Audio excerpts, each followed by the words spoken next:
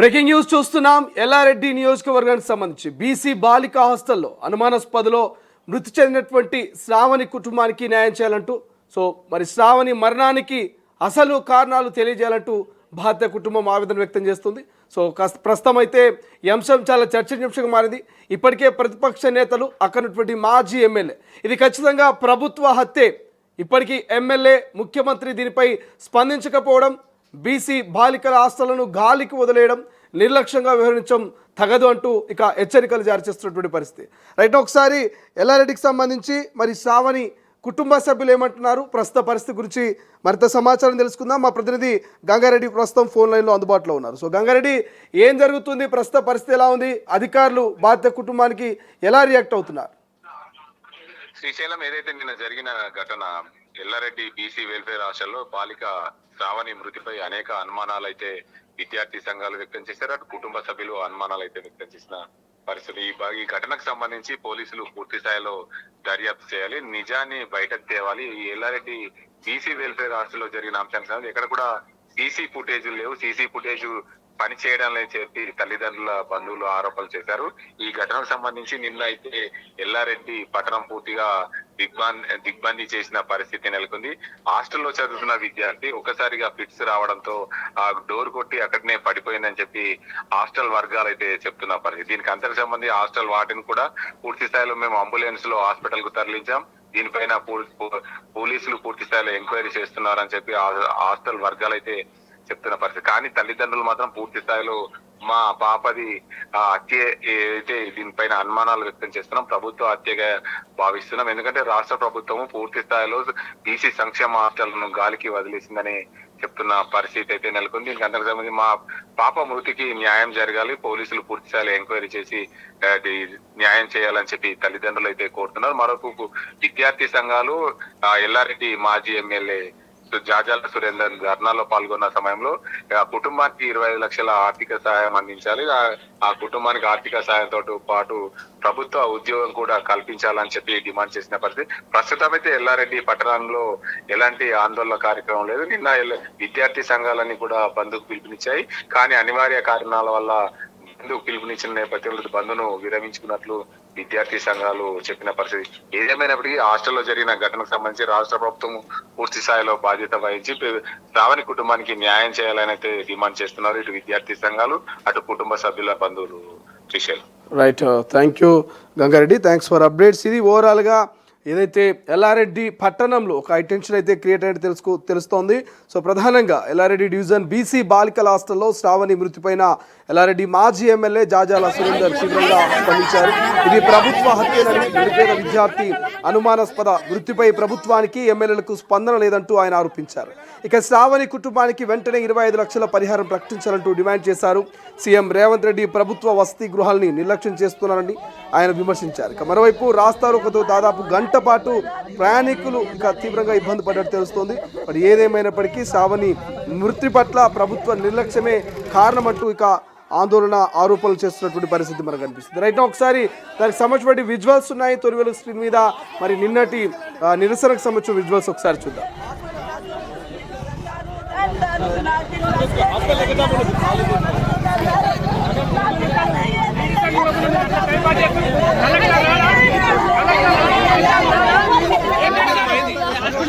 అన్నా అన్నా ఏ బబుల్ భాయ్ లేకపోయి భయ్యా తాజ్ భాయ్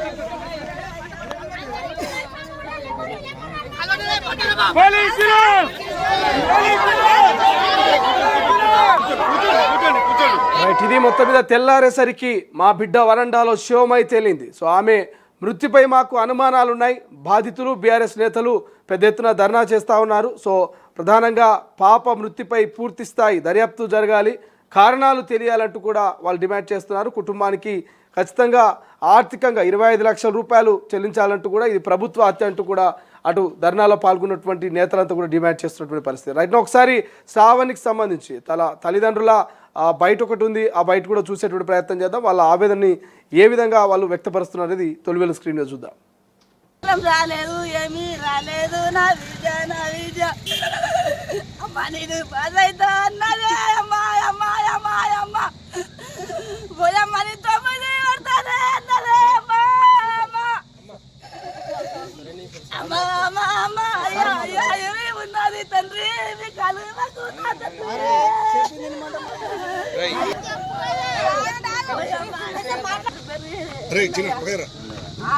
ఆరొస్తుంది మాకు.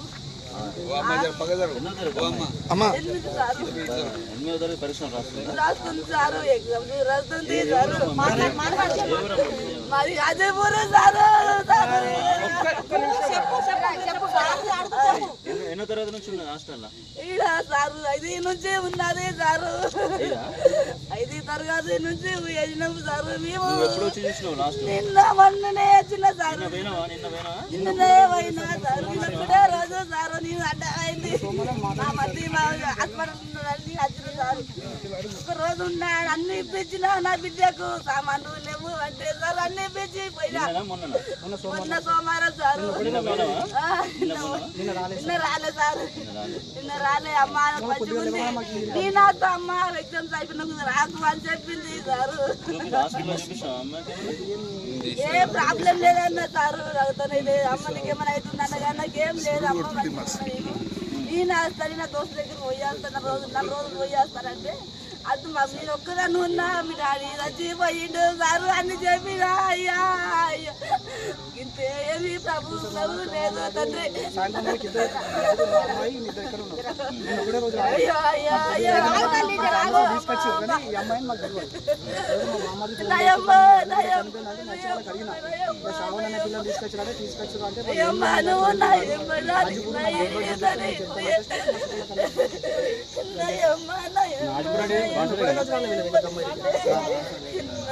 పేరు? ఆరొస్తుంది మాకు. ఎన్నో తరగతి? 8వ తరగతి పరీక్షలు రాస్తుంది. రాస్తుంది సారు ఎగ్జామ్ రాస్తుంది సారు. మరి అదే పూరు సారు. ఎన్నో తరగతి నుంచి ఉన్నది హాస్టల్? ఈడ సారు 5 నుంచి ఉన్నది సారు. 5 తరగతి నుంచి వేసినాము సారు మేము. ఎప్పుడు వచ్చి చూసినావు లాస్ట్? నిన్న మొన్ననే వచ్చిన సారు. నిన్ననే పోయినా సారు. ఇప్పుడే రోజు సారు నేను అడ్డ అయింది. మా మధ్య మా హాస్పిటల్ ఉన్నదని వచ్చిన సారు. ఒక రోజు ఉన్నా అన్ని ఇప్పించిన నా బిడ్డకు సామాన్లు లేవు అంటే సార్ అన్ని ఇప్పించి పోయినా. మొన్న సోమవారం సారు. రైట్, మరింత సమాచారం మా ప్రతినిధి గంగారెడ్డి గ్రౌండ్ నుంచి అందిస్తారు. అల్లారు ముద్దుగా పెంచుకున్నాం, ఉన్నత చదువులు చదివించాలని ఎల్లారెడ్డి బీసీ వెల్ఫేర్ హాస్టల్లో చదివిస్తున్న పరిస్థితుల్లో అనుకోని ఘటన జరిగింది. అసలు మా అమ్మాయికి ఏం జరిగింది ఇంకా తెలియరాడలేదని చెప్పి కుటుంబ సభ్యులు నిన్న ఆందోళన చేపట్టిన పరిస్థితి నెలకొంది. ఇక వారి తల్లి ఉంది, ఆమెను అడిగే ప్రయత్నం అయితే చేద్దాం. అమ్మ, మీ పాపని ఎన్ని రోజుల క్రితం హాస్టల్కి పంపించారు? ఏమైంది అసలు? సరే పెద్ద మనిషి అయింది. 10 రోజులకు పంపించిన సారు లేపేసి ఎగ్జామ్స్ ఉన్నాయి అన్న సారు. మమ్మీ నాకు ఎగ్జామ్స్ ఉన్నాయి నేను వెళ్ళిపోతా అంటే బిడ్డ ఉండలేదు. వెళ్ళిపోతాం ఎగ్జామ్స్ ఉన్నాయి. నేను ఆ పాపని తోలేసి నా సారు తోలేసి ఏంటి అని వచ్చిన పని చేతులను కైకిలు చేసుకుంటేనే కడుపులాగా వస్తుంది సారు. అని మమ్మీ అని పైసలు లేకుండే సారు కమ్మరినా అంతే. ఏమీ లేదు సార్, ఏమి చెప్పలేదు. మమ్మీ నువ్వు వెళ్ళిపో, నీకు పశువులు వస్తాయి వెళ్ళిపో అన్నది నా బిడ్డ. అంతకంటే ఏమీ వస్తుందని ఏమన్నా సార్. ఏం జరిగింది అసలు ఆ స్కూల్లో? ఏం జరిగింది మీరేమంటున్నారు? నాకేమీ తెలుసు సారు. సారు నాకేమీ తెలుసు. అదేమీ జరిగిందో సారు నాకు. శ్రావణి పిన్ని ఉన్నది, వారిని అడుగుదాం. అమ్మ చెప్పండి, అసలు మీ శ్రావణిని ఏ రోజు పంపించారు, అసలు ఏం జరిగింది, మీరేమనుకో? అక్కడ లేము సార్, మేము అక్కడ ఆర్మూర్ సైడ్ బతుకుతాందుకు పోతున్నాం. మాకు తెలియదు. నిన్న మెట్ల మీకెళ్ళి వాడి చచ్చిపోయిందని నిన్న చెప్పిర్రు. మళ్ళా బాత్రూంలో జారిపడ్డదని చెప్పిర్రు. మళ్ళా గెస్ట్ హౌస్ ఏం ఆడవాడిందని చెప్తున్నారు. కానీ ఏం కూడా చెప్తలేరు. ఏం చెప్తలేరు. ఏం కూడా చెప్తలేరు. మాకేందంటే ఎత్తుకుపోయామని సీరట్ దాంట్లో ఎందుకు వేసిర్రు అన్నది మాకు అదొకటి తెలుస్తలేదు. తండ్రి లేడు, కనీసం తల్లి ఉన్నది, అందరు ఉన్నారు బంధువులు. అలకనా అని ఫోన్ చేసి మరి గిట్లా అయిందని చెప్పాలి కదా, ఎవరు కూడా చెప్పలేరు. ఎత్తుకుపోయి దాంట్లో వేసిర్రు. అన్నది చేయమము సారు నాది మొత్తానికి చూసుకోవచ్చు ఆ కుటుంబ సభ్యులు అయితే అల్లారు ముద్దుగా పెంచుకున్న మా పాపని అసలు ఏం జరిగిందో తెలియని పరిస్థితి ఉందని చెప్తున్నారు. అయితే స్కూల్ వాళ్ళు అయితే ఆ ఘటనకు సంబంధించి పలు రకాలుగా చెప్పడం వల్ల కుటుంబ సభ్యులు అయితే అనుమానం వ్యక్తం చేశారు. కుటుంబ సభ్యులు ఉన్న దీనికి అందరికి సంబంధించి వీరిని అసలు ఏం జరిగింది, శ్రావణికి అసలు ఇక్కడ ఎన్ని రోజుల క్రితం ఇక్కడ నుంచి హాస్టల్కి పంపించారు? 5th క్లాస్ నుంచి హాస్టల్లో వేయడం జరిగింది. 5th క్లాస్ నుంచి హాస్టల్లో వేయడం జరిగింది. రీసెంట్గా అమ్మాయి మెచ్యూర్ అయింది. ఫంక్షన్ చేయించి 15 days క్రితం పంపించడం జరిగింది పాపని. పంపించిన తర్వాత ఆల్రెడీ మొన్న సండే రోజు పోయి వాళ్ళ మదరు అక్కడ వాళ్ళ అంటే సబ్బులు కానీ పేస్ట్లు కానీ ఏదైనా అవసరం పడుతుందని చెప్పేసి పోయి కొనిచ్చి అమ్మాయిని ఎంబడి పెట్టుకొని పోయి షాప్కి తీసుకెళ్ళి కొనిచ్చి అవన్నీ ఒక బ్యాగ్ కూడా కొనిచ్చింది. బ్యాగ్ చినిగిపోయిందంటే తీసుకుపోయి మళ్ళీ హాస్టల్లో అప్పచెప్పేసి వచ్చింది. ఆ రోజు బాగానే ఉంది, అందరితో బాగానే మాట్లాడిందట. మేము అక్కడ కూడా పోయి కొద్దిగా హాస్టల్లో కూడా తెలుసుకున్నాం. పిల్లల్ని అడిగితే రాత్రంతా బాగానే ఉంది, మంచిగానే తిన్నాం, అందరం ఆడుకున్నాం, బాగానే ఉండే. కాకపోతే ఆమె ఎప్పుడు లేచింది తెలియదు. దాంట్లో ఒక సీసీ పని చేయట్లేదు, ప్లస్ కంపౌండ్ వాల్ కూడా సరిగా లేదు. ఎవరైనా బయట వాళ్ళు రావచ్చు వెళ్ళొచ్చు. సీసీ ఖరాబు అయిందంటే ఇప్పుడు విద్యాశాఖ కొరకు 1000 కోట్లు ప్రభుత్వం కేటాయిస్తూ ఇది చేస్తుంది. కనీస వసతులు లేవు అక్కడ. మేము పోయి చూసి మమ్మల్ని పోలీసులు కూడా ఫస్ట్ పోనివ్వలేదు. హాస్టల్లోకి మేము వెళ్ళి చూస్తాము ఎట్లా ఉంది సిచ్యువేషన్ ఏంది అని చెప్పేసి తెలుసుకునడానికి పోతే కూడా మా పోలీసులు అడ్డుకొని మాకు వెళ్ళనీయకుండా వాళ్ళతో పాటు సెక్యూర్గా తీసుకొని వెళ్ళి వాళ్ళు ఎంక్వైరీ చేశారు. కానీ మమ్మల్ని ఎటువంటి ఇది చేయనీయకుండా అక్కడ భారీ బందోబస్తు పెట్టారు. అయినా కూడా మేము తెలుసుకున్నాం అక్కడ ఎటువంటి కనీస వసతులు లేవు. వసతులు లేకుండా పాపకు అసలు ఎప్పుడు చనిపోయింది కూడా వాళ్ళకు కూడా అవగాహన లేదు. మేము వార్డెన్కి అడిగినాం. వార్డెన్ కూడా 2 హాస్టల్స్కి ఇన్ఛార్జ్ అంట, బాన్సోడ విత్ ఎల్లారెడ్డి హాస్టల్స్కు ఇన్ఛార్జ్ అంట. 3 days బ్యాక్ వచ్చి వెళ్ళిందంట వార్డెన్ మేడం. మళ్ళీ తర్వాత వచ్చింది లేదు. ఓన్లీ వాచ్మెన్ మీద ఆధారపడి అక్కడ హాస్టల్ నడపడం జరుగుతుంది. వాళ్ళకి అడుగుతానేమో ఆ పాప ఎప్పుడు బయటకు వచ్చి పడిపోయి ఎప్పుడు చనిపోయింది కూడా వాళ్ళకి తెలియదు. వాళ్ళు ఏం చెప్తారంటే పాప వచ్చింది, డోర్ కొట్టింది, వాచ్మెన్ డోర్ కొట్టి పడిపోయింది అని చెప్పేసి అబద్ధం చెప్తున్నారు వాళ్ళు. మేము అన్నీ గ్యాదర్ చేసినాం అక్కడ. ఎటువంటి నిజాలు అనేటివి రానియట్లేదు. అది మాకు చాలా అనుమానాలు ఉన్నాయి.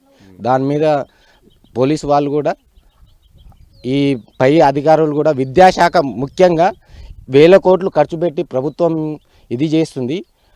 దానికి కనీస వసతులు లేకుండా ఈ విధంగా నిర్లక్ష్యం వహించడం అంటే మాకు చాలా బాధేస్తుంది. పేద కుటుంబం, అసలు వాళ్ళకు రోజు కూలీ చేసుకుంటే కానీ వాళ్ళకు ఇది లేని పరిస్థితి. అటువంటి పరిస్థితుల్లో ఇట్లాంటి పిల్లల్ని తీసుకెళ్ళి హాస్టల్లో వేస్తే ఇట్లాంటి సిచ్యువేషన్ జరిగితే ఎవరు బాధ్యులు? ప్రభుత్వం దీని మీద గట్టి చర్య తీసుకొని ఏదైనా కానీ మాకు అక్కడ ఏం జరిగింది, ఎటువంటి ఇదైంది అని చెప్పేసి కలెక్టర్ గారు కానీ విద్యాశాఖ, ఇప్పుడు సీఎం సారే విద్యాశాఖ పెట్టుకొని ఉన్నారు. వాళ్ళు కూడా కొద్దిగా ఆలోచన చేసి దీని మీద ఖచ్చితమైన పరిష్కారం కనుక్కొని మా పిల్లకు న్యాయం జరిగేటట్టుగా చూడాలని చెప్పేసి మేము విజ్ఞప్తి చేస్తాం. ప్రధానంగా గుండెపోటు వచ్చిందని కొందరు చెప్తున్నారు. అసలు ఏం జరిగింది, మీకేమైనా అనుమానం? గుండెపోటు అని పాపకు చిన్నప్పటి నుంచి ఒక చిన్న హెల్త్ ఇష్యూస్ కూడా ఇప్పటి వరకు లేవు. మాకు ఏదన్నా ఉంటే తెలుస్తుంది కదా సార్. వాళ్ళు ఒక్కొక్క రకంగా బ్లేమ్ చేయడం జరిగింది. అప్పుడే కింద పడిపోయిందని చెప్పడం, అప్పుడే హార్ట్ అని చెప్పడం, అప్పుడే పిడ్స్ అని చెప్పడం, ఇట్లా కొన్ని రకాలుగా వాళ్ళు బ్లేమ్ చేస్తూ వాళ్ళ మీదకి మాట రానిచ్చుకోకుండా ఈ రకంగా బ్లేమ్ చేసి వాళ్ళు చనిపోయిందనే ఇదితోనే వాళ్ళు ఆ విధంగా వాళ్ళు తప్పించుకోవడానికి ఇవన్నీ కారణాలు చూపించి మా పాపకు అన్యాయం చేద్దామని చూస్తున్నారు. అది అసలు జరిగింది ఇష్యూ వేరే ఉంది. అక్కడ ఏం జరిగింది అనుకుంటున్నారు? అసలు మాకైతే అనుమానాలు, చాలా అనుమానాలు ఉన్నాయి. బయట వ్యక్తులు కూడా వచ్చి ఉండొచ్చు, అక్కడ ఏదైనా జరిగి ఉండొచ్చు. దాన్ని గట్టిగా ఇన్వెస్టిగేషన్ చేసి దానికి కరెక్ట్ అయిన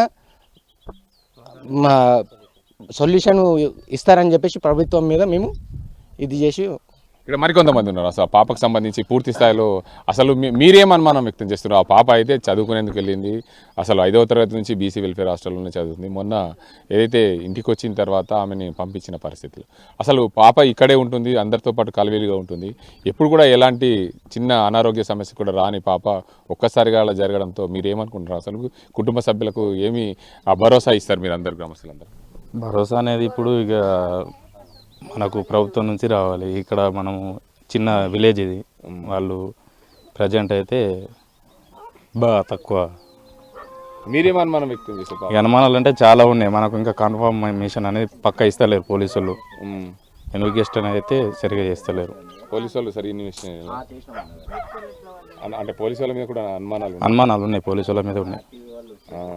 మొత్తంగా చూడొచ్చు, కుటుంబ సభ్యులు గ్రామస్తులు అయితే పలు అనుమానాలు అయితే వ్యక్తం చేస్తున్నారు. పాపకు ఎలాంటి అనారోగ్య సమస్య లేదు, ఎప్పుడు కూడా చిన్న అనారోగ్యం బారిన పడని అమ్మాయి శ్రావణి. అలాంటి పరిస్థితిలో ఆ ఫిట్స్ వచ్చిందని, లేదంటే ఆ పాప అక్కడికి వచ్చి అక్కడే సీరియస్గా ఉండడం వల్ల మేము ఆసుపత్రికి తరలించామని ఆ హాస్టల్ సిబ్బంది చెప్పడం వల్ల పూర్తిగా అనుమానాలు అయితే వ్యక్తమవుతున్నాయి. మా పాప మృతి పట్ల మేము పూర్తిగా మాకు న్యాయం కావాలి, పోలీసులు సరైన ఇన్వెస్టిగేషన్ చేయడం లేదని చెప్పి కుటుంబ సభ్యులు బంధువులు ఆరోపిస్తున్న పరిస్థితి.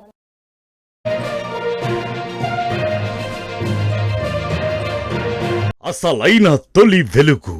ఫాలో వాట్సాప్ @తొలి వెలుగు official.